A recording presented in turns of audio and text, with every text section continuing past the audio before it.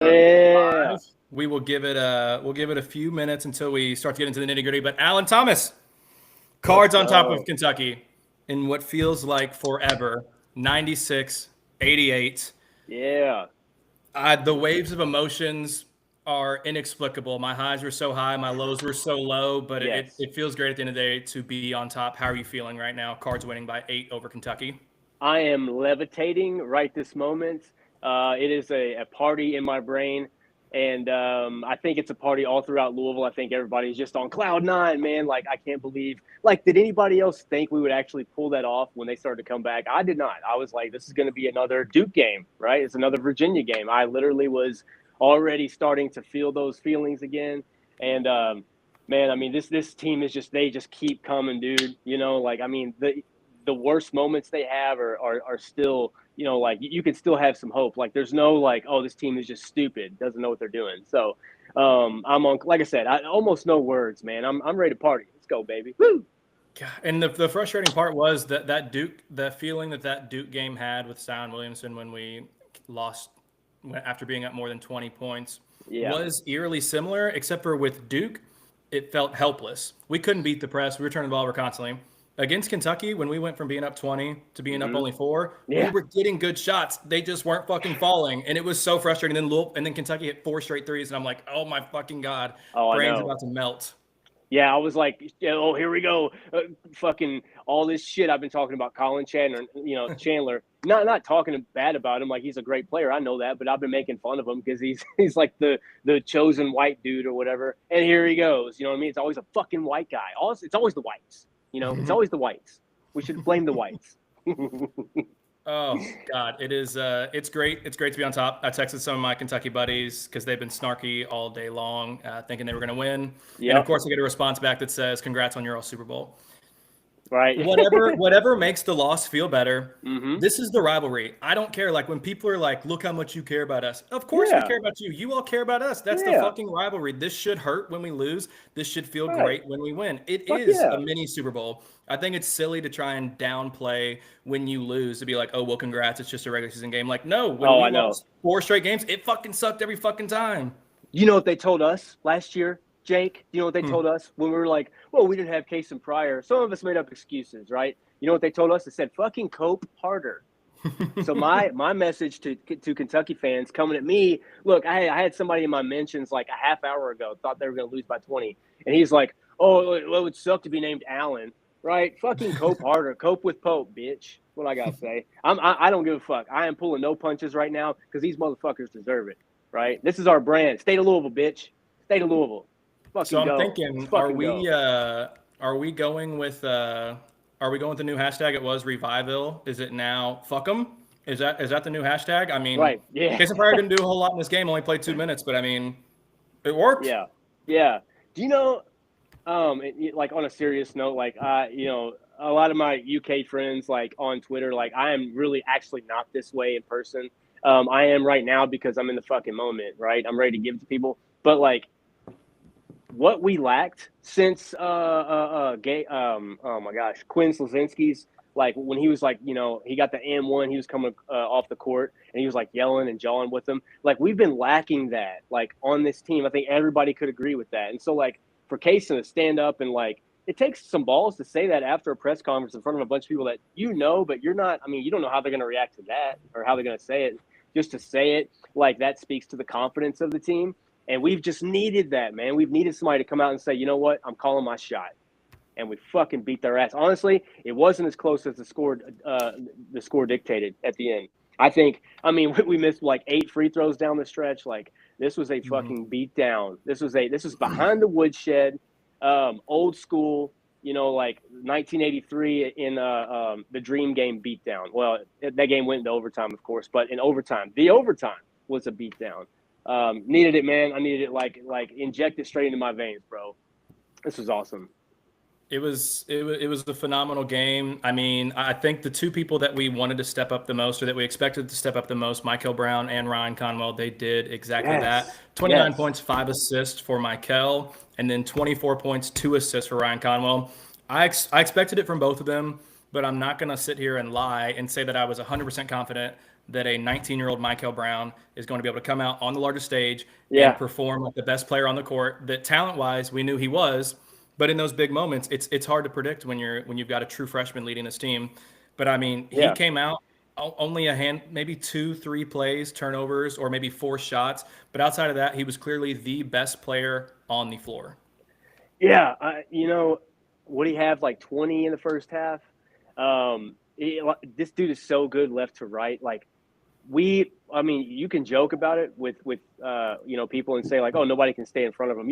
UK doesn't have anybody that can stay in front of him, and that was on full display tonight. Even the last play of the first half, like I was like, I wonder what Pat wants to do, and I'm like, surely he's going to call a timeout here, and they're going to draw something up for somebody, like whether it's get Isaac going or even if it's for Michael. And the plan was just like let Michael get to the rack the best way he could, and he got around like 3 people, and just does it with ease. I think Ryan Conwell did a good job of getting to the rack. Also, maybe not late down the stretch, even though he had that one big bucket. But yeah, I mean, Michael is so tough to guard, and nobody on UK could guard him, man. And I think you're going to see that's going to be a pattern for the rest of the year. Not many people are going to be able to fuck with him, dude.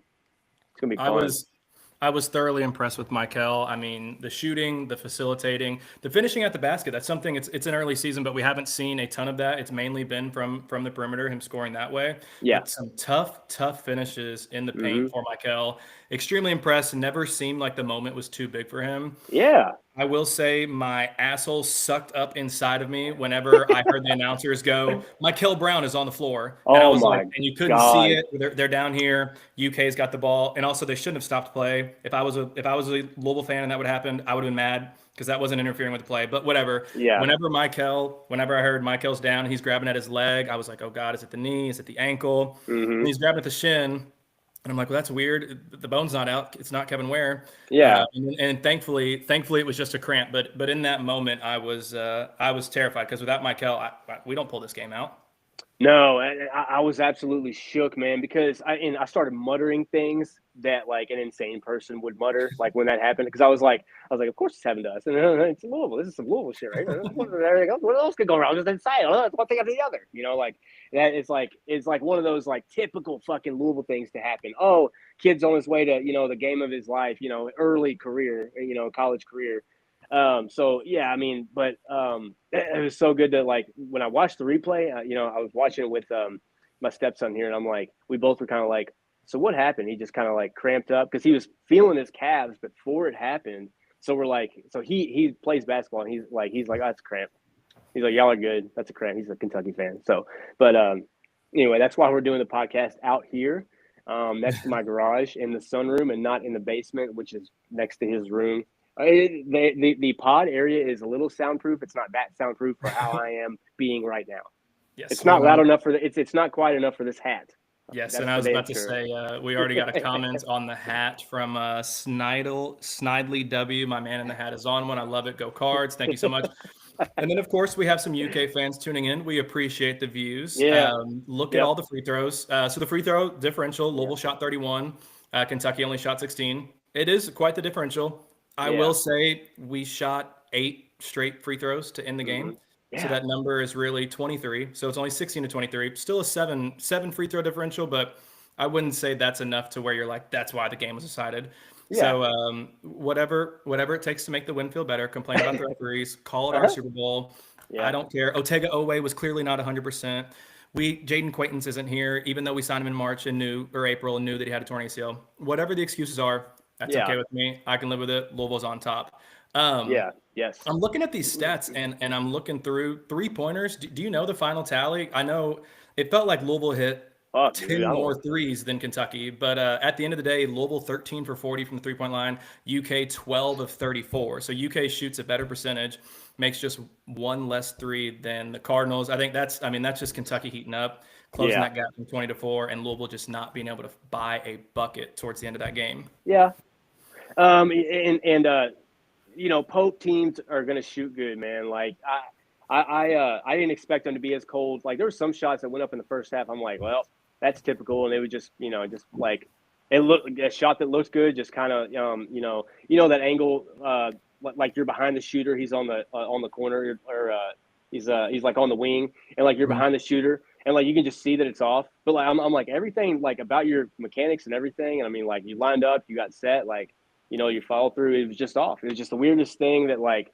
I don't know if I think a lot of that had to do with Louisville's like we were rushing them on defense. I think we made them very uncomfortable early.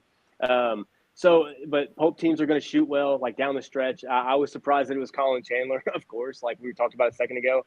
But Aberdeen had a relatively quiet 24-27. Like that. These kids can play, man. Like I'm not here to shit on college athletes. You know what I mean? But like I just felt like from the get-go, it was our night. And like I said, this game was not a blowout, but it was a bigger beatdown than the score dictated.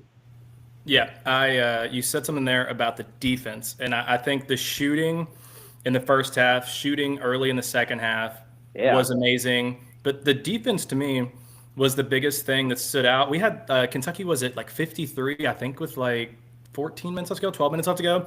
They got hot towards the end, and so they ended up with 88. But Louisville's defense impressed me so much. The way we were helping on drives, the interior presence that we had also, that was such a big fear. And early on in the game, Jalen Lowe hits those 2 lobs early. And then Aberdeen got to the basket a couple times. And I was worried. I'm like, shit, UK's just going to do whatever they want in the paint. But when Sonny Prue was in there, I think we had 3 blocks as a team. I don't have the full box score up because it's still so recent. I think Sonny might have had all 3 blocks, at least 2 out of 3. Sonny was a real interior presence this game and a great rebounder, particularly on the offensive end. I know Conwell and I know Michael are going to get all the flowers. Sonny was huge. He finished so well on the inside. He got huge rebounds. He was an interior presence. Sonny gets my unsung or something. Yeah, like the unsung hero award has to go to Sonny Prue tonight. I'm 100% with you, man. There was a play, and we weren't like stretching the score out too much when this happened. I don't think anyway. But it was one of those like it was a riff-raff play, a loose ball or something like that. We were trying to kick it around. I'm talking to the TV, like it's one of those things. I'm like, just give it to him. Like hey, this is the hot hand. Give it to him. Somehow it ends up down low with Sonny, and he's got. It might have been Moreno. Could have been Garrison or Deep. I don't exactly remember. I have to go back and look. But he gets a guy on his hip, and the spin move that he did, the baseline spin move that he did to dunk the ball in that situation against that defense, in that moment, I thought was just like, okay, we are watching a pro, and like the Frew chance, like that was so therapeutic. I think probably for him too, to hear that, because like I know like he's German and stuff like that. He probably doesn't like spend hours on Twitter like most of us do, like us crazy people, and like see his name and all the slander that has come with it the past few weeks. But I know like hearing that roar, like when he does the great things, he had that rebound late, like huge plays. This guy just like made timely plays night in, night out. Hats off to him. Yes, absolutely. So I got a better box score with more complete stats. So Sonny Frew in 25 minutes, 10 points, 7 rebounds, 3 assists, 2 blocks. Javon did have that other block. I remember Owe drove baseline. Michael steps up, hands up with the help, and then Javon taps it over the top. But Sonny Frew, I cannot overstate like his passing, his ability as a roll man, his ability to be an interior defender, to finish inside. I think it's exactly what we were missing last year. No offense to James Scott. James Scott was a good defender, and he could roll and he could catch lobs. But Sonny Frew seems like he's almost as good of a defender. It's still early, but he's such a much better passer. He finishes better in the paint, and he's able to step out. We didn't see it this game, but he's able to step out and knock down threes.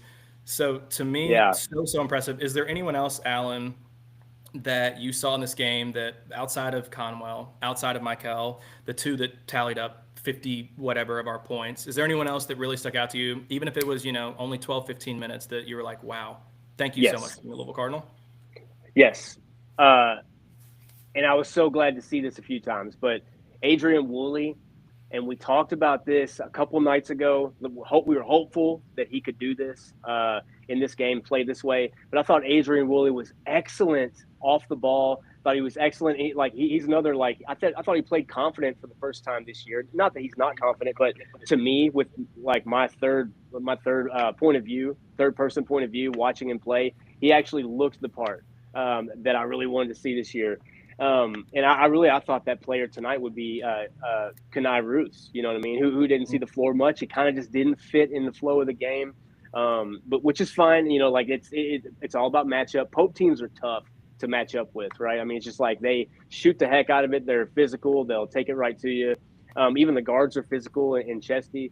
But I thought Adrian, like, you know, I'm going to go back and watch this game again at least 5 or 10 more times the next year. And when I do, I'm gonna be watching. Like, I'll probably pick 1 or 2 guys and just kind of watch them, because I think Adrian did really good in the time away from that he didn't have the ball. You know, I thought he just did a great job. So that's my other one too. Hats off to you too, Adrian Woolley. Yeah, Adrian Woolley was phenomenal and confident as well. Another guy transferring, only a sophomore, so a young player as well, but definitely not shying away from the moment. The offensive end was only 2 for 7 from 3-point lines. The 3-point shot wasn't there, but still scored 9, had 5 rebounds, and I thought played really, really good defense as well. There's one guy that stood out to me, Kobe Rogers. Yeah. Only 7 minutes, but 2 points, 2 offensive rebounds for the smallest guy on Louisville's team. Right. An assist, a steal, just quality, energetic minutes whenever he is on the floor. That steal that he got on the inbounds, it's just little things like that. That, like, if Michael has to come off the floor like he did, Michael played 33 minutes, Kobe Rogers played 7. I mean, I know we lose some offense, but I don't lose any confidence. It's not like whenever Chucky Hepburn came off the floor last year, and we're like, fuck, I don't like who's running this offense right now. Really, I don't know. Terrence Edwards running the point, even though he's not a point. But when Kobe's in there, I feel good, because even though we're falling off on offense, I think the defense is elevating just as much as that fall off on offense. Grant Brenneman! Roman Kelly, I got to change your name really quick. Roman, how are you? Roman, how are you, bud? Roman, are you muted? You're muted. You know who else is muted? Fucking Kentucky fans tonight. Nothing to say. Not a fucking thing to say. Go Cards. Also, while we work on Roman. Hello? While we worked on Roman's mic getting in, okay. Roman, I think we're hearing you now. Okay, Roman's out for a second. If you're watching, can you hear me? Yeah. Yes, sir. Roman, what's up, dude? how are we feeling? Up, I'm feeling good. I'm feeling great. I'm feeling very, very good. For the first time since 2020, it feels very, very good. You're feeling good for the first time since COVID. That's crazy. Fuck them. We talked about it. I think that's Fuck the new these revival. guys, I think that's got to be the new revival. I think fuck them is the new hashtag. Fuck them. Right? Thank you, Kason, for that. Right? Alan, I love this hat that you've got on. I love what you're working with here. You know why I've got this hat on? Because this is a Sheriff Woody Toy Story hat, and there's a new sheriff in town. Motherfucking Pat Kelsey is the new sheriff. There is. Shout out to PK, getting the job done. Yeah. Shout out to Michael Brown. I don't know if you guys have already mentioned his name yet. We can talk about fellas, it more. I can't stop thinking about it. I can't stop thinking about how unreal he was to stay cool, calm, and collected from start to finish in such a game of this kind of magnitude. Every time we kind of needed certain things to happen, whether it was the jump shooting, the getting certain guys the great look instead of the good look, or getting downhill himself, slowing the game down for us. He was nearly perfect tonight. Couple turnovers, but I felt like he was nearly perfect tonight. Couple threes that maybe could have passed around a little bit longer, but I know ultimately for a true freshman in a game like this, when you have a lead and it's easy to feel like to get carried away from what the game plan is, and when you've got that kind of momentum, you want to just go. He played really, really well. I felt like shout out to him. Also, Sananda Frew on the glass, fellas. Sonny Frew. I mean, I don't know if there's. I'm over here just giving my immediate thoughts. I'm not asking. We didn't really have a game plan. Yeah, I don't know what the outline is for us right now. But I can't stop reacting to the immediate thoughts, and Frew was unreal tonight. Yeah, it is vibes. It is entirely vibes tonight. We were just talking about unsung heroes. We highlighted, obviously, Conwell, Michael, Sonny a little bit. Alan talked about Adrian Woolley. I talked about Kobe. Roman, obviously, that's like 6 out of the 9 dudes that played for us. But is there anyone else that you think deserves a moment of shine, even if their box score isn't as incredible as the rest of them? I haven't looked at the box score yet, is what's funny, and I don't really want to. I want to continue giving out my natural thoughts without having looked at it. I felt like Adrian Woolley, we saw a continuation of him making great decisions, getting by his man, and then getting stopped by the line of defense at the rim. But to continue to make those decisions, to show that kind of confidence after you've gotten stuffed a couple times, after you maybe chose to leave the ground a little bit too early on your path to the rim, right? Yeah. And you didn't anticipate the second defender, little things like that. To continue to put the ball on the floor, to try to dig deep and get by your man no matter what, when the moment a calls for it for your role out there. For a young guy, he's clearly ready for the moment. I think this is a big, great game for him, confidence-wise, going forward, to see the ball kind of miss a few of those wide open shots, but still make a few and then continue shooting. He didn't have the best game, but he had an improved game, I felt like, from what we saw just in the decision-making department. Still got to work on the finishing a little bit and just that anticipation. But I love what I saw from Adrian Woolley through his tough game in such a game with such big magnitude. Just a little quick shout out to him. Now I'm going to go look and see if he actually had a good game at all. He did. He had a solid game. Not a great game, but a solid game.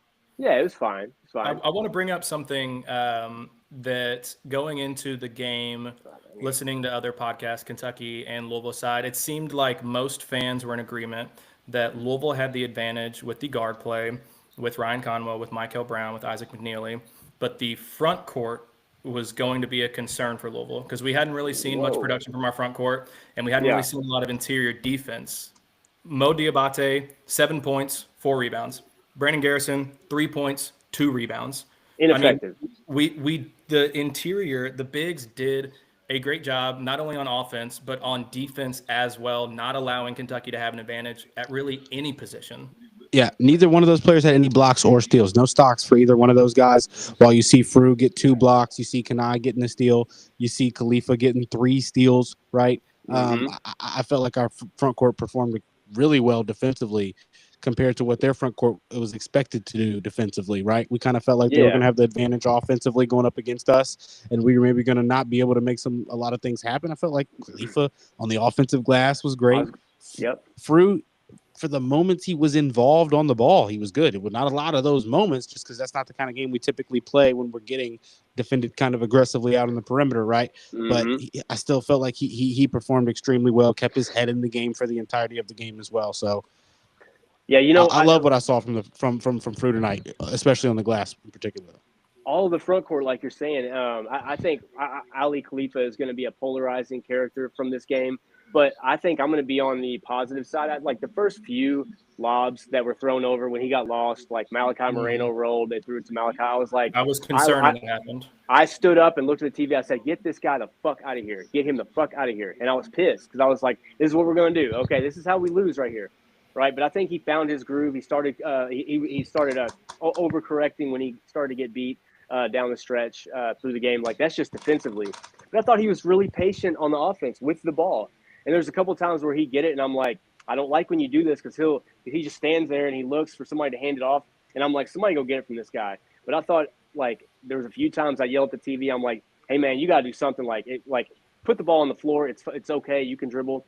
But when they didn't come around, like it's almost like I need to shut up and just watch the game, like watch the offense develop because a lot of times guys will come fake the handoff and then go cut, and he knows that's what he's waiting for. So he'll put the ball up like this, and then when they go, he just drops it down. He did that. How many assists did Ali Khalifa had tonight? Like 4 or 5? 4 tonight. Yeah, his stat line was impressive. 4 points, 4 boards, 4 assists. But he had a lot of great passes that were either like, just setting up good play or maybe a hockey assist as well. I don't think the 4 assists is a genuine representation of just how good of a passer he was tonight. Right. Yeah, but in 15 minutes off the bench, it kind of is at the same time, though, if you're just looking at a box score. Yeah, I want to bring up someone on the Kentucky side really quick, someone that we heard a lot about. That is Mr. Jalen Lowe. Some Kentucky fans believed he was going to be the best player on the court, him or Otega Owe. Jalen Lowe, 9 points, 1 rebound, 5 assists, decent, solid-looking stats. But the thing that I've always talked about, he's 3 turnovers. He's not conducive to winning basketball. 2 of 8 from the field, 3 turnovers. He's going to take bad shots. He's going to force things. He's going to turn the ball over. He will score for you. But every Kentucky fan that's asking about him, I've told him he doesn't play good defense. He turns the ball over too much, and he doesn't have good shot selection. 3 things that don't go well for a Mark Pope offense. And they said, oh, well, Mark Pope's going to fix that. Mark Pope's going to fix that. Tonight, it was not fixed. when he like the first couple of times when they checked him in, and then he like everybody's kind of reacting to him. They collapse on him. He threw the lobs and stuff, and then they're like, he's the real B-list was like, he's the real difference maker. I'm like, he is until like the way he forces things. Like, so he's definitely a positive difference maker for your offense. Like, he can get your offense flowing really well until he starts making bad mistakes, like poor decisions. I think that's his thing. Excellent athlete. I think he's a really good point guard. You know, I'm not taking anything away from him. There's a few passes he made that I was like, well, that's going to get us beat too. You know, like I think, but like we just kind of like, he's pretty easy to read his passing lanes. If he goes left, he only allows one passing lane. He doesn't keep his head on the swivel, kind of dribbles with his head down a little bit. Like he just still has like some gumshoe mistakes that he makes when he's moving too fast. That's my critique of him. No real shade on him. I just thought that he's not worth the hype. Kind of like what you said, Jake. In the second half, I was scared every time Denzel Aberdeen touched the ball. Oh every my God. single time he touched the basketball. Jesus Christ. What a performance from him. I mean, it looked like he was like, his facial expressions looked like he was putting no effort in too in everything he was doing. I thought that was kind of interesting. Just I kept noticing that. But he, you know, the shot selection was great. Every time he, you know, triple threat, get to the basket, get by his man, make the right decision, make the, you know, the floater was on point for him in the second half. Just every time he got by his man, I'm like, all right, well, he's going to get a bucket here. And if he rose up for the jumper, he missed a couple that I thought were going in and made a couple that I thought weren't. But that's how it goes when you're hot, right? So, you know, I'm not giving him a shout out, but just kind of a wow, right? Not give my tipping my hat to him. We were watching him. Yeah, I'm like, oh shit, here he comes. Yep. My father-in-law before the game was like, I think Denzel Aberdeen is the best player on this team, and I was like, oh, well, probably Otega Owe, maybe Jalen Lowe, whoever it is. But I mean, in a one-game sample, Denzel Aberdeen was really the only guy who was able to consistently score from the outside, from the inside. 26 points, 7 rebounds, 3 assists, shot 50% from the field. So Denzel Aberdeen, I was thoroughly impressed. I knew he was just a sixth man on the national champion Florida team, but they had some great guards, and you can see that that's a starting caliber guard at any level. So very impressed with that. I did want to say, I saw a comment here. Where is it at? This is something. Yeah, let's get to the comments. Get to the comments. John Foolery, 8 minutes ago, said this game will help so much come tourney time. We are obviously riding on a high right now, finally beating Kentucky for the first time since 2020. But we saw last year we had 28 wins. We thought we were a 4 seed, a 5 seed, a 6 seed at worst, and we ended up being an 8 seed because the selection committee looked at our resume and saw the non-conference and saw that we got throttled by Ole Miss. We got throttled by Tennessee. We lost to Oklahoma. Like, we did not have quality non-conference wins. Most of our wins came from the ACC or bad non-conference games. So this game, as great as it feels right now, I think we'll go even further. We have the best win in all of college basketball right now. I don't know how long that'll stand, but right now we have the best win in college basketball. Yeah, Louisville's a top 5 team. I mean, like, we've been screaming that for a little while. We all were pretty disappointed. I mean, it's early preseason, but with the AP preseason rankings. But, I mean, I don't know if you guys noticed also, there was a couple other games on tonight with ACC teams. Wake Forest took Michigan to the wire. They took them into overtime, took them to the wire. Almost won. They had the last shot. They had a chance to win. Yeah. Florida State had a chance to tie Florida in overtime. Shout out Luke Lux, man. I told people they're not going to be ass. Granted, they lost. Yeah. But like they looked really good. The ACC has made a lot of great moves, not just this year, but I think in the past couple of years. I don't know about Micah Shrewsbury, how that's going to work out in Notre Dame, but if you look at Will Wade, Herbert looked pretty good against Kansas. I mean, I'm just saying, you know what I mean? In a game that counted, like, he's got a nice squad. Guys like to play for Herbert. You can say whatever you want about his X's and O's. He's not the same as Roy Williams. Kids sign up to play for that guy. Like, there's something about him. I think he's a good motivator. But like, I think top to bottom, like, the ACC is going to be it's going to be a lot tougher than people give it credit for. Look at what's his name at Georgia Tech, Stoudemire. I mean, like, we got some squads to deal with. This is not a slouch, and I think it's going to show itself. I think the committee is going to be like, oh, you guys weren't this last year, but that's going to help our resume too. I mean, we got a miniature gauntlet, potentially to go through. We do, but it makes you feel really good about it after this kind of game right here, knowing that you do have what it takes now against a squad that does have athletes on it. It has the size in the front court. It has the skill at certain positions that you can defend out on the perimeter. A little bit questionable on how some of these guards were going to defend. I loved what I saw from our guards defensively all game long. There's a couple possessions where some things broke down, but for the most part, I think early in the shot clock, it seems like we made a priority to make things tough early in the shot clock, no matter what. And they did a good job of that. So I was impressed. Granted, you can tell that this is a Kentucky team that doesn't have it. They don't have each other figured out yet all so much, right? Not everybody's really sure what each player is going to do when they get the ball and how they're going to really react. Kind of similar to how Louisville looked at this time last year, if I'm being honest. So Alan's stepping away there. But I think dog emergency. No worries. Hope everything's okay there. Oh, he's good. He just needs to go outside. Roman, I think this is huge going forward for us, Jake. I was going to say this comment from Dylan Jury, 11:40. Pull it up one more time. Owe pulled a Rozier tonight. I obviously don't think that he intentionally played poorly, but Otega Owe, the preseason SEC he was mid player tonight. Of the year, he struggled. He struggled. He was on mid. Offense. 4 of 13 from the field. Did score 12 points, but took him 13 shots to get there. Had 5 turnovers. The jumper still looks like he's got a little bit of a wheel hitch rotation to it. Like jumper, yeah. The elbow's not actually hitching, but it's a weird little, kind of like what Lonzo Ball was. Not really like what that weird motion though, where it's a lot of the arms doing something off to the side as he's going up in his shot. Yeah, it looks unnatural, and to me, obviously I noticed that Owe wasn't playing well. Pope takes him out at like the 5-minute mark whenever he picks up that 4th foul, and Owe doesn't come back in until like 40 seconds left in the game, 50 seconds left in the game. I don't know when it is, but if that's a player that your coach has confidence in, like Isaac McNeely, when he got 4 fouls, he came back in as quickly as PK felt comfortable with the time remaining that he wouldn't get that 5th foul. Owe sits on the bench for essentially until the game is out of reach. I think that shows me a lot in how Pope felt about Owe, at least tonight. I think Cam Williams was kind of like, when he was on the floor, he looked a lot more effective, more comfortable. Cam hit a few big shots. He was defending a lot better. This game, we said this a minute ago about Kenai Roos. It has nothing. I don't think it's anything to do with Kenai Roos. I don't think it's anything to do with Otega.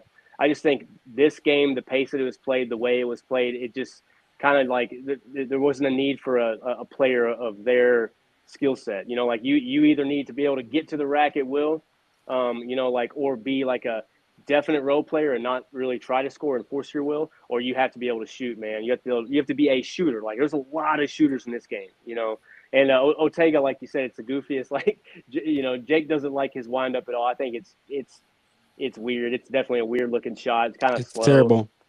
Robotic, like kind of looks like it's a catapult. Like you ever go to the batting cage and the little ball comes around and it's like, and you can see it coming and then it goes, what? That's what it was like. Or like Rookie of the Year, that, like the baseball movie where his arm just like flings forward. It's like a nice slow rotation until the end and then he just kind of pops. Kind of just a weird mechanics to it. Yeah. Yeah. But I think that's why Cam Williams. Yeah. I guess also, not that we're big on shouting out Kentucky players, but Cam Williams put the fear of God in me for a a little bit. It felt like whenever Cam Williams came in, that was when that. I thought it was written. Came, and I was like, God, and I know Cam Williams is a solid player, but I was like, what the fuck? What is going on? Like he was getting boards, he was hitting threes, he was playing good defense. He had that swat on Javon whenever I think we got a steal. Javon was 1-on-1 in transition. Cam Williams is a block him. So Cam Williams had a really, really, really solid game. Yeah. And certainly scared me just a little bit. One thing is that a Four Loco? We don't need it. We don't. Roman, no. We don't need it right now. After that Cam Williams 3, was like, okay, hold on. Yeah. One thing I did want to point out, looking at team stats, Louisville just 6 turnovers. That was something that we had seen, particularly against Kansas, and then I think even against Jackson State, we had quite a few turnovers as well. That if Kentucky was able to force turnovers, get in transition, and score easily, that was going to be an issue. And Louisville had a propensity to turn the ball over. But tonight, that was not the case. And we end up turning Kentucky over, who does not turn the ball over a lot, 14 times. There were a lot of reasons why we won this game, but the turnover differential, 19 points off turnovers compared to 10 points off turnovers for Kentucky, that might be the biggest one right there. Yeah, I think we only had 2 in the first half or something like that. That's where I think we kind of staked our claim. And I think everybody's going to talk about that for the rest of the week. I know Roman will. But like that, the first half was just so dominant to me. Like, I mean, I don't even remember what the halftime score was. Were we up by like 10 or 11 or 9 or We're something up like that? 7 at halftime. 6. 7? I was going to say Okay. 6. Yeah. I think it's 53-46 at halftime. It felt like a lot more than that, and I think it was just our dominance on defense. I felt like Kentucky was like they just looked stagnant, and I saw a lot of Kentucky fans on the timeline when I was scrolling. They were like, "This team sucks" and blah blah. And I'm like, "They don't suck. Our defense just playing lights out, man. Like we don't give you guys a way out right now." So I think that was the difference. Like what you're saying, like the turnovers, man. I mean, when you can force them and take care of the ball, like this was such an opposite game from what I am used to when we play Kentucky. Yes. Like I'm used to us doing stupid shit the whole game, and it was kind of like us making them do stupid shit, and not even them just being like, "Oh, that was a dumb play." Like we forced them into a lot of stupid shit. Were we surprised at stupid shit? Were you guys surprised at only the 2 prior minutes? Yeah, I was. I thought he came in and had really good energy. I heard you and Mike were talking. He got the offensive rebound. He made a couple good passes. Yeah, I heard you and Mike talking. I thought that, there was a chance that Kaysen would come out and be too hyped up and try and do too much. But in the 2 minutes that he was in, he doesn't shoot at all. He goes and gets an offensive rebound, gets another rebound, makes a couple nice passes. I assumed we would see him for at least 15 minutes this game, but after that little 2-minute run, he never came back on the floor, which seemed odd. I mean, it worked, whatever. Pat Kelsey pushed the right buttons, but it did seem odd to me. I agree. It kind of goes back to the whole – sorry, go ahead. You're good. No, finish that point, Alan. Well, I was going to say it kind of goes back to the Otega-Oweh angle that I was talking about a second ago. Like, and Kenai Roos, like, I mean, there just wasn't – not that there wasn't room for a player – like, not that they don't have the skills to keep up, but like this was a game like this was a fun and gun game. You're playing another team that likes to play exactly the way you do, and so like I saw one time, Kaysen got it in the corner. He did a shot fake like that, right, and then he tried to like back his man down, try to take somebody off the dribble, and they just weren't having it. And you could see his game speed is just not there. He can do that. We watched him do it against Tennessee last year against those guys. Like that was a physical team. I saw he took some dude to the rack last year. I think it was Meshack actually. I mean that's tough to do. That's a big dog. So I think with Pryor that was it. It's just like just kind of wasn't his cup of tea today, and that's okay. There's going to be games where him and Kaysen or him and Kenai have close to 20 each. Different kind of matchup. And that's what I was going to get to was Kenai Roos. Mm-hmm. It felt like he wasn't prepared for the physicality out there, and part of the reason why I say that is I remember like 2 or 3 moments in his 11 minutes, like. He wasn't really impacting anything. He wasn't making any decisions like the ball not really getting to him on offense a couple times, like a couple back and forth where he just really doesn't get to it.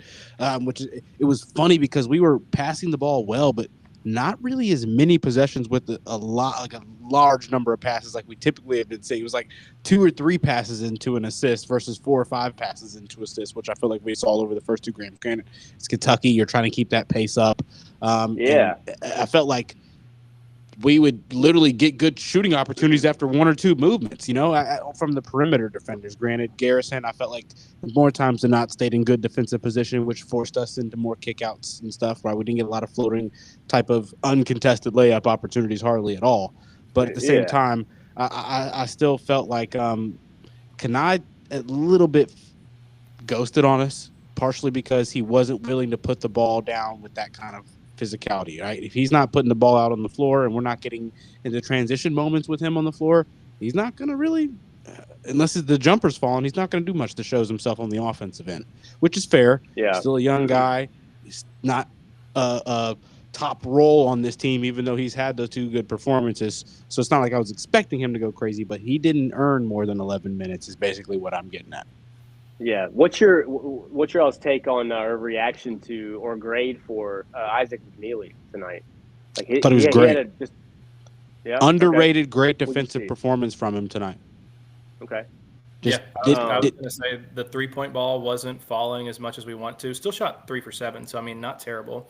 43% from 3. But I think Roman's right defensively. He impressed me. I know that didn't get picked on. I thought didn't let himself get picked on, and kind of established that early. And then also, sorry to interrupt, Jake. Sorry, but the ability for him to put the ball on the floor in certain moments when he's just viewed as that shooter. It's like, I don't forget. I'm the opposite. I'm like, Yeah. okay, hold on, Isaac. I saw you catch, not bodies, but you were getting and one layups last year. You know what I'm saying? Like, I know you can finish at the rim. I know you can get by your man. I know you're strong. I know you can dribble. I know you don't have to do any of that here. You've got Ryan Conwell and Michael to do it out there for you. With that being said, it was nice to see him like show like that kind of calm, like, wait a minute, let me put the ball on the floor, reset some things out here because I've got that ability, right? And then he also had like the one behind the back, which he didn't really create for himself off of that, but got his defender off of him, so he got good separation for an easy pass to make to the next man.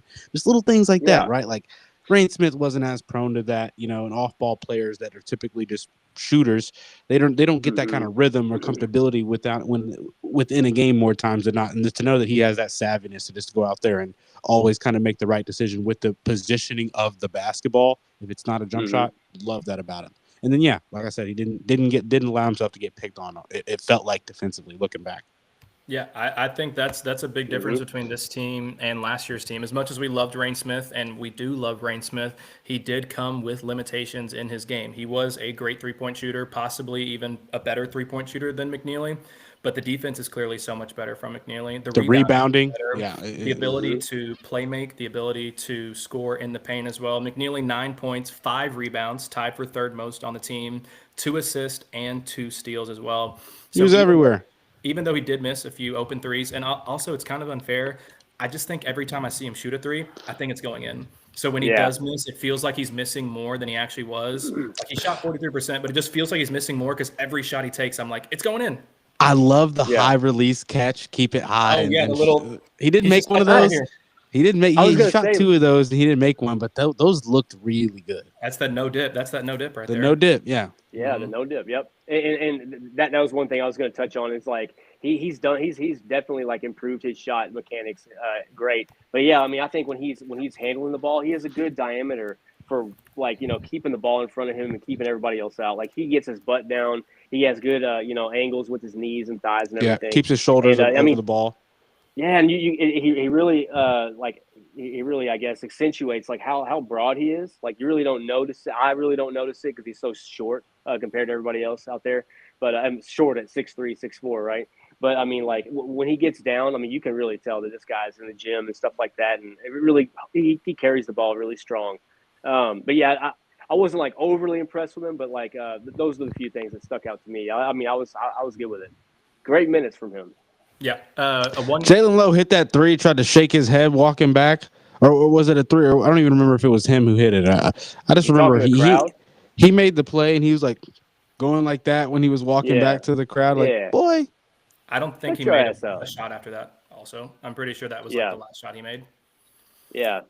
Well, see, like in past Kentucky teams, they would say something to the players. These dudes were talking to the crowd a lot. I'm just like, I'm kind of like, Pope, do you like discourage that? And maybe that's what's going on with you. Like Cal would be like, I don't give a fuck. Get up in them. We don't care. We're out for blood. To the ground. Am I missing it? Yeah. Am I forgetting it, or was there not a lot of chippiness at all from the players? I was going to bring that up. There were a few little moments. Like I think Cam Williams had that putback dunk, and he ran back and pushed Javon, and then Javon shoved him back just lightly. But there really wasn't anything. I thought whenever that jump ball happened between Ortega and Ryan Conwell, they were wrestling for it. I thought that might end up in I thought that was going to start something, Brandon Garrison, maybe it's because Case and Pryor didn't play. Last year is what jump ball last year is what started the scuffle last year was a jump ball. Yep. Yeah, when Garrison did the weird scratch on Kanairu's face. And like he got it, the famous thing of him standing over Rain Smith when Rain's got the look on his face when he's like trying to take care of the ball. It was like the grimace, like they caught it like in the screenshot of the video or whatever. So, but yeah, none of that. And like I said, I mean, to your point, like you said, like Kaysen didn't come in or whatever that much. Maybe that was part of Pat Kelsey's strategy. Once we got the ball rolling, he's like, let's take the emotion out of this and let's just hammer these motherfuckers. Like keep Kaysen out of it. And don't get, Brandon Garrison riled up, and let's take the air out of their emotion completely. Yeah, I think that could possibly be. I think probably Kaysen, like you all were talking about earlier, I think it was the up and down nature of the game, how quick it was. And I don't know if that suits a guy that's on his second game back from torn ACL. You saw how winded he was in our last game, and KP could have just looked at that and said, like, this probably isn't the best game for you to be out there. A lot of collisions too, like at the rim. Like good legal ones, you know. Yeah, and he I didn't think fit also out there tonight. No chippiness because for a majority of this game, we're up by 12, 15, 20. There's really no moment to be chippy. And then when Kentucky's coming back, obviously they don't want to throw off their mojo by getting a technical or getting too high. So really this game, I think the lack of competitiveness at times, just because we're up by so much, maybe took away from some of that chippiness. Because it's a good point. I think next year we'll probably see the chippiness will be back. I think it's a fluke. I just think it's funny that last year, unless they waste $22 million again next year. Right? Yeah, I haven't even tweeted that yet. Yeah, I can't wait to go through all this shit and start tweeting everything. But anyway, like last year's game, like us missing Kaysen Pryor, I felt like we really missed him in last year's game. Like from a physicality, from an attitude standpoint, I think we needed more attitude. We had a lot of nice guys on the floor. You know, like sometimes you just need a bulldog. He was our enforcer last year, like Kaysen Pryor was, like in several ways. And I think this year is just funny that like he kind of just didn't fit in the flow of the game. I don't know. It's with the transfer portal. It's amazing what 1 year can do between two teams, like in the flow of a game and what that game looks like 1 year to the next. Just weird college basketball shit. Definitely. Are we surprised that Vangelis Zugris didn't play at all? I thought, especially with Mo Diabate being so physical, Brandon Garrison being so physical, I thought Vangelis would fit in this game a little bit. I thought he would at least get, 3, 4, 5 minutes, but we didn't see him at all. And obviously, Pat Kelsey made the right decisions. We win this game, so not questioning it there. But I am surprised to have not seen him on the floor at all. Yeah, surprised me a bit. He didn't really have the skill for this game. Yeah. If I'm being honest, not a lot of moments where whoever would have been guarding him would have resulted in a Zugris shot attempt, if I'm being honest, which maybe that's kind of what it is. But the physicality definitely allowed for him. So that's kind of where I was like, whoa, you're not even you threw Kaysen for 2. Can we get a 6-minute Zugris or like a couple 3-minute Zugris runs then, but whatever. Yeah. Everybody on the floor tonight, whether you're on Kentucky or Louisville, everybody at all times, the people that didn't fit in the game, it's like you have to be able to come out here and make a bucket, or what you do has to lead to points. Yeah, or like be a threat with every movement you're doing. Yeah, that's why. Yeah, and that's why Ali, was able to, put his nuts on the table a few times. Where this is a game where I thought Ali was going to get taken out early. I really wanted him to, like I said earlier. But Zugris, if he puts the ball on the floor, and Kentucky, they had some quick guards. If you have a guard come help defense, that's a loose ball, and he's only going to play a minute and a half anyway. Because Pat Kelsey's not going to allow that to run up and down the floor. Maybe but like you're saying, this game is so up and down. Maybe he wasn't built for that yet. I'm not saying he's not fast, but maybe he just wasn't there. I don't know. Yeah, it also seemed clear that, obviously we shot 43s. So maybe part of that, 40 of our 69 shots came from three-point line, an emphasis that PK wanted shooters on the floor at all times. And Vangelis is really the only guy on this team that can't shoot a 3. Even Sonny can knock him down. Kanai can knock him down. Ali can knock him down. So maybe that's it. Maybe it's just it was a spacing thing in this game. I will say I feel like it's a little unfair because we've touched on literally every guy that's played a minute so far besides one guy. Do you know who that is? Do you know who we've missed? Hang on. Have we missed Ryan Conwell? No, we haven't really talked about him enough, but we did talk about him and Michael being stars at the very beginning. It's Javon Hadley. We haven't spoken about Javon at all. 9 points, 8 rebounds, led the team in rebounds, 3 assists, 2 steals, and a block. Off the bench. Granted, he played a lot of minutes, but 27 minutes off the bench. But another unsung hero, just does the little things, never forces it, is always in the right position, and is always making the right decision. Defended well. Yes. Yeah, I was worried. I was concerned about Diabate being because he got beat a couple times. Yeah, because he did a couple times. He did take advantage of Javon Hadley's lack of size and strength compared to Diabate. But Diabate only 7 points, 50% shooting. So overall, I cannot complain at all about Javon's defense on him. I was impressed. No, he slid his feet well and stayed in good guarding position really well. How many steals did he have tonight? I know he had a couple turnovers. He had 2 steals. Okay. Maybe it felt like more. Maybe he affected a play or something. I feel like he had 4. Which two is good. I mean, for a forward, it's good. Yeah, I'm looking at our bigs. 3 blocks from the bigs. We got 6 steals from the bigs. So 3 blocks, 6 steals from your front court that had some questions, particularly on the defensive end, is really really impressive. Pros. Yeah. I will say, right? Do you all fear that this team, and obviously it's early, so you don't want to make any assumptions on this, but I felt like we got up 20 and I was like, the game's wrapped. We're good. And obviously it's a rivalry, so the game is never truly over. But did it concern you all at all that Kentucky was able to get back into this game once in the first half and then again extremely close in the second half, and Louisville was never able to just glide into an easy victory? Or is that just not something that's going to happen when you're playing a good team like Kentucky? I'm not going to be surprised. I'm not going to be like mad at it either, right? I think that the way it happened is also a little bit rare for it to be that smooth, that clean, possession after possession after possession, getting clean look or deep three with not a lot of contest. Part of that comes because you are down with that big of a deficit, but to make that many in a row in that time frame, that doesn't happen all the time. However, after the first one, there should be a immediate. Okay, wait a minute, hold on. Let's step up, guys. Let's stay attached. Let's make sure we're not allowing any uncontested threes at all.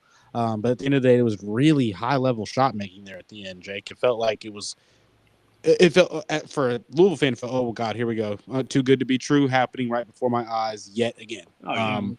But in this, for someone who understands basketball just a little bit, I knew unless someone continues to stay super hot right now, it's just from what we've seen for the entire other 80% of this game, there's no way.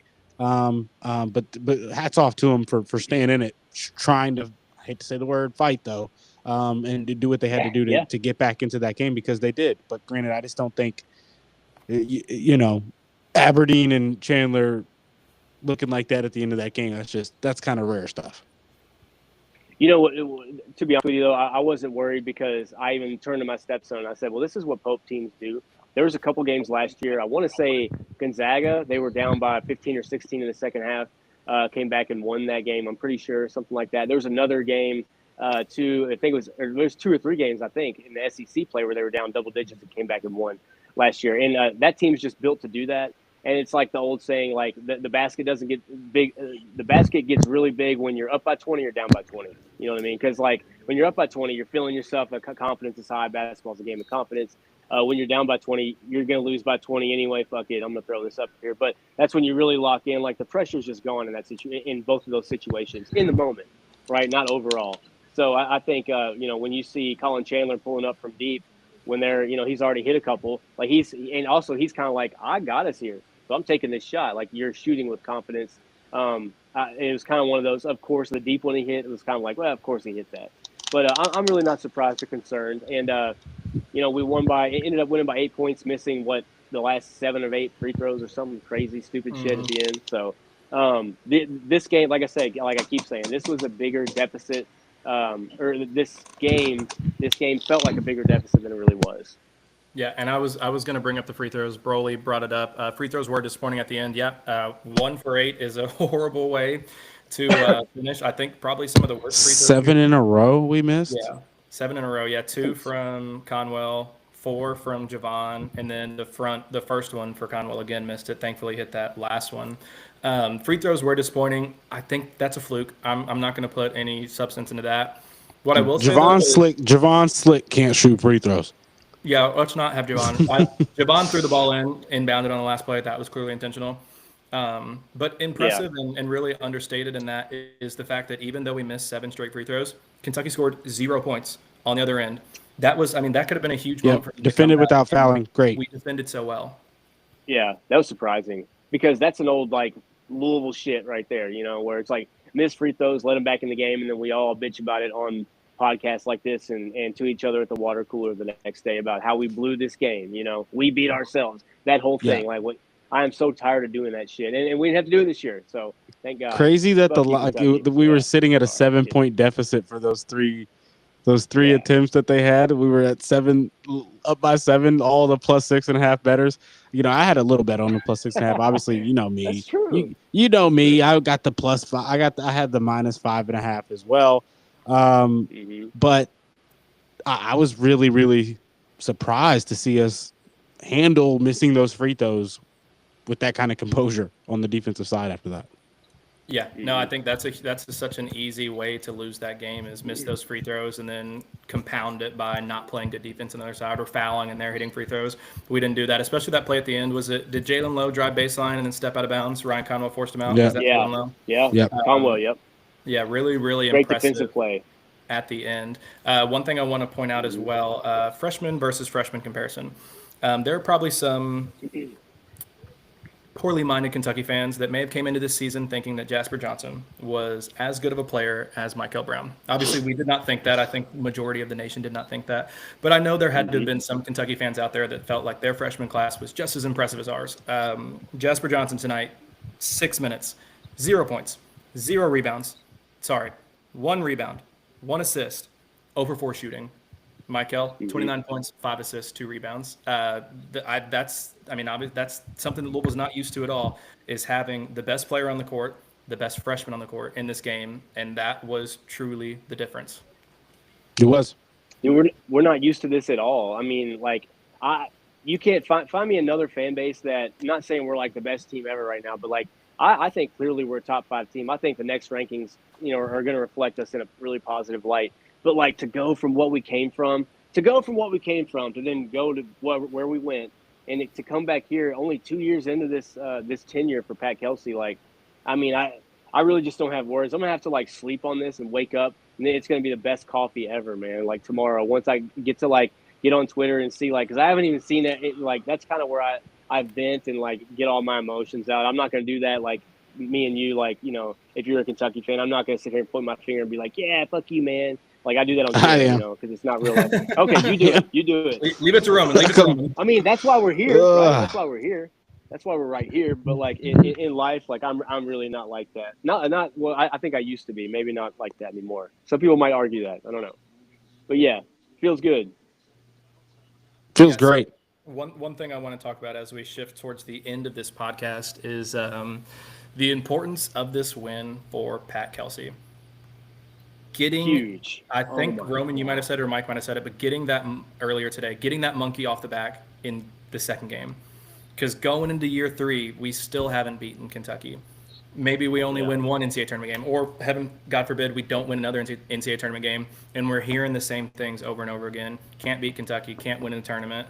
Well, we knocked one off today. I think this is huge for Pat Kelsey and the confidence that he has, the team has, the fans have around him, everything to get this victory and to show that this isn't Calipari versus Pitino. This isn't like it used to be where Kentucky was dominating the rivalry. Hopefully this is a new chapter in this rivalry.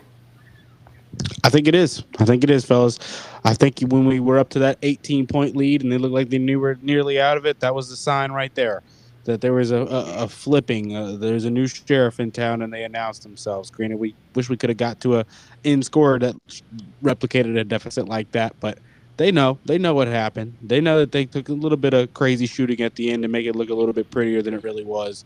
Because, fellas, we were ready to run them out of the gym. If we would have just made some better decisions and moments right when the momentum was up for grabs, I felt like we could have really, really put this game at an arm's reach for them even a little bit. Unfortunately, we weren't able to do that. Luckily, though, we were able to stay in a position where that didn't matter, right? So that's what's key here. It looks like they just ended the press conference, I believe. The Pat Kelsey press conference? I think so. We outlasted the press conference. Me and I believe so. We I was preparing for it to end, and then we were going to get an influx. I was preparing for an influx after the end, but of course, Mike just started his I saw Mike went live. emergency pod. So there goes our influx. We've been going for an hour, which is fine. Any closing thoughts, Jake? I mean, what else did we miss?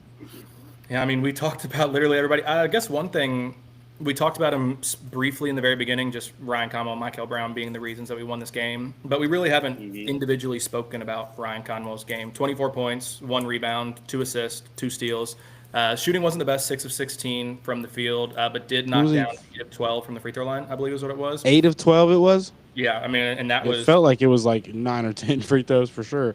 Yeah. But it was missed a couple more than I thought. He really got us going tonight, I think. And I know Mike Hill had a huge first half, but I think Ryan's, like there was a few times where he gets to the rack and he turns to his teammates, like after getting fouled, he's just like shakes his head like, this is what I do. Like, yeah, give me the ball. You know what I mean? I'm going to the rack. I don't think he shies away from anything. We have lacked that so desperately for years. So he's like the alpha out there. Like no matter who's on the floor, like on either team, I thought he was the alpha tonight. So that's my takeaway from him. I think he's going to do that a lot more. Yeah, absolutely. I think the confidence that Conwell and Michael came with in this game was so clear. It showed immediately that there was no fear. Loved Conwell's ability to also get to the rim. It felt like even last year, like Chucky and Terrence did such a great job in that game, trying to keep us in the game and trying to get us to win. But they struggled. They were hitting really tough shots. Most of Ryan's shots were at the rim or were open threes, and I was really impressed with his ability to be able to get to an open shot, as opposed to what felt like last year. It was Chucky and Terrence making good moves, but having to hit really difficult shots to keep us in that game. I felt like he could have had 30. I felt like there was one he really he missed that he could have had. Like he wishes he could have got back. He just got by his man, but was in the air coming down as he was finishing it. Wasn't able to put it in. One where he definitely got fouled and they didn't call it.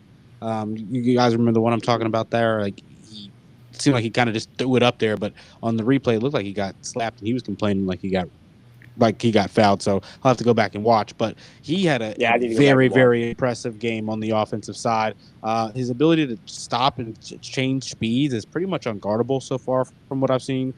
I feel like I can kind of establish now. You get it's one game against opponents like this, but from 3 different levels of college opponents now, really 4, because a couple times against Kansas, you saw that the smaller guard for Kansas, Peterson once, I believe, they let him right by as well, and he was able to get right by them into the free throw line, and he's done that pretty much a couple of times in every single game he has had a Louisville jersey on now, and it's only improving, right? He's only getting better about when to pick his spots, when to go drive, kick out, when to try to get bait the defender in for the foul once he's already gotten the advantage into the paint. So, I mean, it's only up from here. He will have a 30-point performance for us going forward. It's only a matter of time. Yeah, speaking of 30-point performances, I had $5 on Michael Brown scoring 30 points tonight, and he ended with 29. And they could not get the ball to him in the last 2 minutes because Aberdeen was grabbing the inner part of his jersey, like face guarding him, like intently.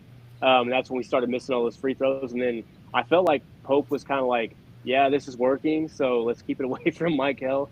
And the one time they did get it in was at the end, and then Michael just went ahead and drove past up to half court, and then Kentucky stopped fouling. And I was like, God damn it. I was like, foul that motherfucker. What are you doing, Pope? Terrible game plan. Don't give up. Like, Michael, I don't think he's has he missed a free throw this year? Like, this kid is nuts at the free throw line. Yeah, I think he's missed 1 or 2. Really? I believe so. Actually, no. I don't know. Actually, he was 10 in regular season, tonight, so he did miss a free throw tonight. Oh, tonight did? Wow. You can say free throw merchant all you want. If a kid can get to the rack, get fouled, he did have an and one too. Get to the rack, get fouled, and make 10 out of 11. Like SMD, you know what I mean? Like I'll be a free throw merchant then. No one out there could guard him. Call me that. No one on that team could guard him. I did want to bring up one thing, and I think it's something that we saw a lot last year, was when this team was hitting threes, we could beat anybody. When we weren't, we were liable to lose to Boston College or Georgia Tech or whoever it was. Tonight, we started off really, really hot from three-point line, but overall, we only shoot 13 of 40, which 13 made threes is great, but 13 of 40 from three-point line, so shooting under 33% from three, and we're still able to beat a really good Kentucky team. I think that shows that this team is a step above what we had last year. If last year's team shoots 32% from the three, they don't beat teams like Kentucky. They lose by 15 to Tennessee. They lose by 20 to Ole Miss, whoever it is.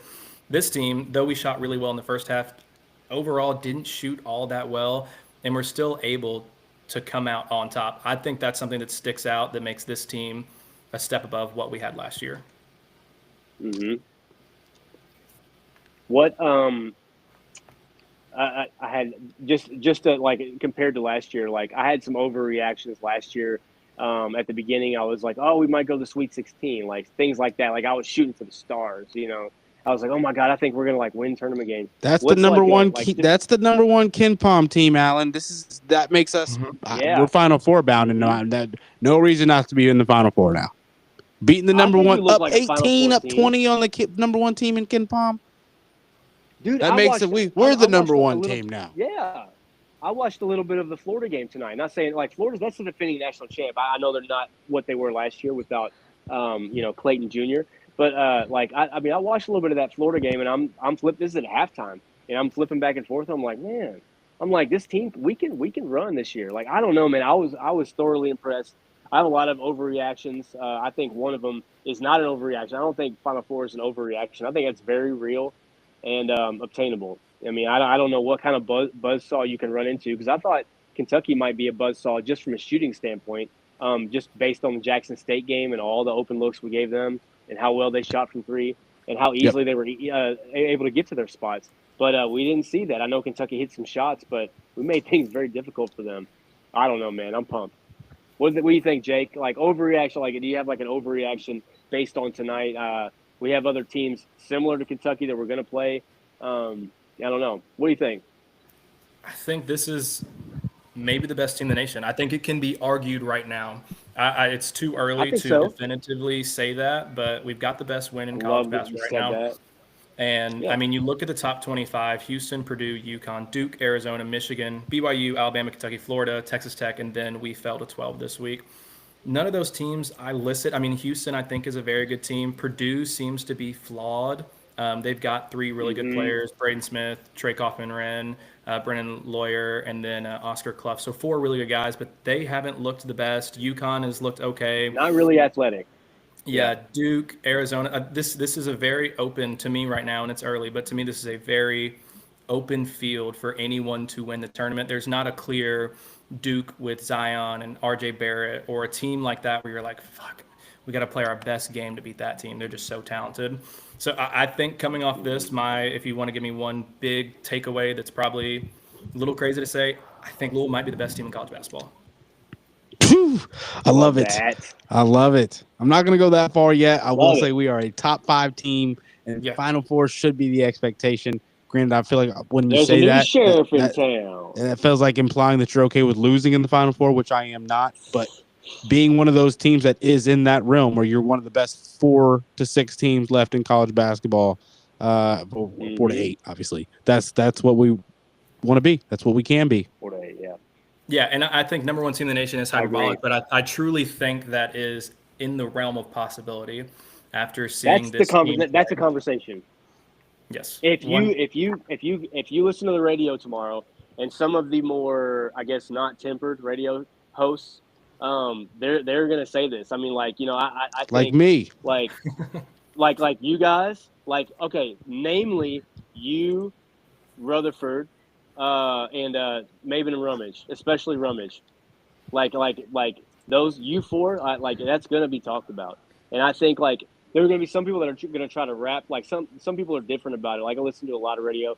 Some people try to put a big bow on it, and I love the way that they do it. It's like painting, like watching Bob Ross paint a painting, like Ennis. You know, sometimes listen to him, but sometimes I just need to hear, like, point blank, like, do you think that's possible? And I do. I think Jake's 100% right. I think it's going to be talked about tomorrow. I think it's opened up a can to that conversation, 100%. This is a big win, dude. Like, this is going to send shockwaves.